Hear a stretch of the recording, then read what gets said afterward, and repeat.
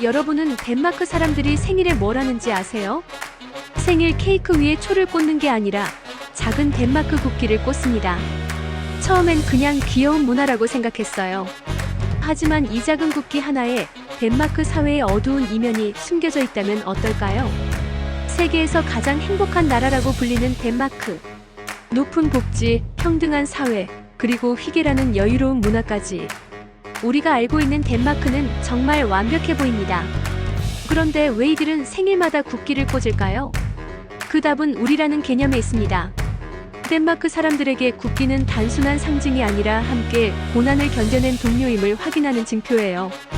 2차 대전 동안 나치 독일에 점령당했을 때 작은 덴마크 국기 하나가 저항의 상징이었거든요. 그때부터 시작된 우리라는 집단 의식이 오늘날 덴마크 행복의 비밀이 되었습니다. 하지만 여기서 문제가 시작돼요. 우리가 있다면 우리가 아닌 사람들도 있겠죠? 덴마크의 행복은 사실 철저한 내부자와 외부자의 구분 위에 세워진 겁니다. 덴마크어를 완벽하게 구사하지 못하거나 덴마크의 역사를 공유하지 않은 사람들에게 덴마크 사회는 생각보다 냉혹해요. 이런 이야기가 담긴 책이 바로 시선 너머의 지식입니다. 유튜브 채널 용두사미로 유명한 저자가 9개국의 숨겨진 이면을 파헤친 책이죠. 싱가포르 이야기도 충격적이에요. 여러분 혹시 키아수라는 말 들어보셨나요? 싱가포르 사람들이 쓰는 말인데 지면 안 된다는 뜻이에요. 남보다 뒤처지는 걸 극도로 두려워하는 심리를 나타내는 말이죠. 싱가포르는 겉보기엔 깔끔하고 질서정연한 도시국가예요. 그런데 왜 싱가포르 뉴스에는 연일 무례한 행동들이 보도될까요? 지하철에서 자리 다툼을 하다가 싸우는 영상, 음식점에서 고성을 지르는 모습들 말이에요. 이것도 바로 키아수 문화 때문입니다. 무한 경쟁 사회에서 살아남기 위해 모든 것을 경쟁으로 바라보게 된 거예요.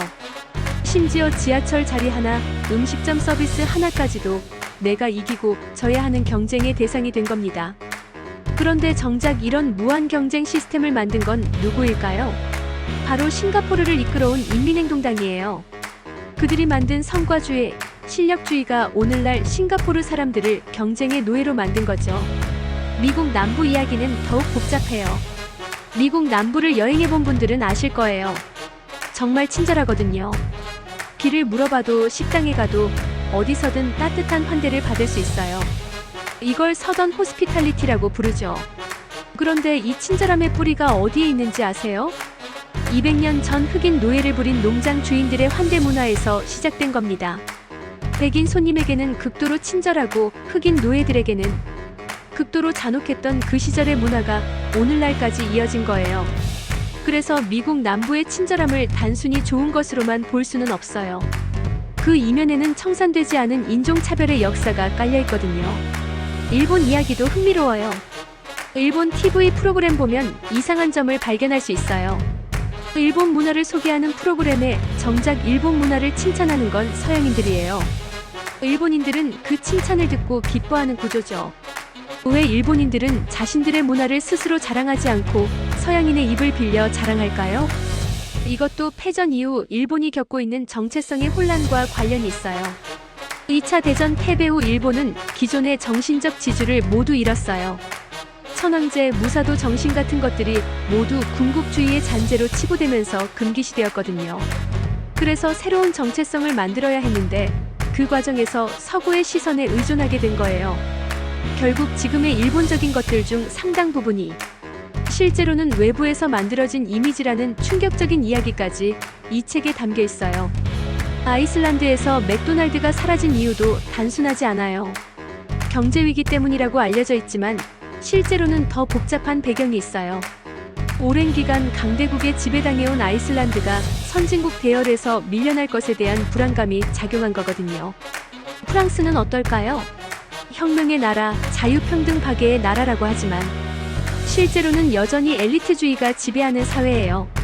명문 그랑제콜 출신들이 사회 전반을 좌지우지하는 새로운 형태의 신분제가 존재하죠.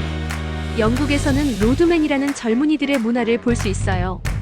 운동복을 입고 다니면서 때로는 반사회적 행동을 하는 이들을 단순히 문제아로만 볼 수 있을까요? 이들은 사실 신자유주의에 의해 배제된 노동계급의 자녀들이에요.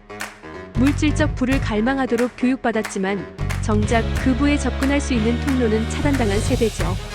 이탈리아 젊은이들이 부모 집을 떠나지 않는 것도, 사회주의 국가인 중국의 물질 만능주의가 팽배한 것도 모두 각각의 복잡한 배경이 있어요. 그렇다면 이 책의 저자는 정확히 무엇을 말하고 싶었던 걸까요? 단순히 각국의 문제점을 지적하려는 걸까요? 아니면 우리에게 다른 메시지를 전하려는 걸까요? 저는 이 책을 읽으면서 저자가 던지는 근본적인 질문을 발견했어요. 누가 우리를 평가하고 우리는 왜 그 평가를 내면화 하는가? 그리고 선진국이라는 기준은 누구의 시선에서 만들어진 것인가? 우리는 너무 오랫동안 서구의 기준으로 세상을 평가하는데 익숙해져 있었어요. 하지만 그 기준 자체가 과연 절대적인 걸까요? 각국이 안고 있는 모순들을 보면서 우리는 무엇을 배울 수 있을까요? 아마 저자는 우리에게 이렇게 말하고 싶었을 거예요. 표면적인 평가와 이미지를 넘어서서 그 이면의 역사적 맥락과 본질을 파악하는 태도를 가지라고. 그래야만 우리 자신과 우리가 속한 세계를 더 정확히 이해할 수 있다고 말이에요.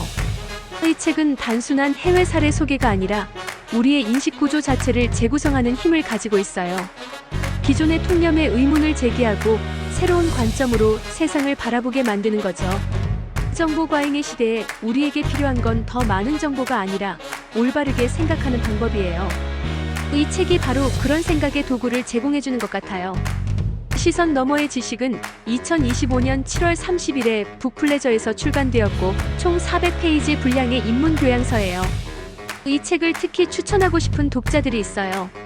첫째, 기존의 통념의 의문을 제기하고 비판적으로 사고하고 싶은 분들.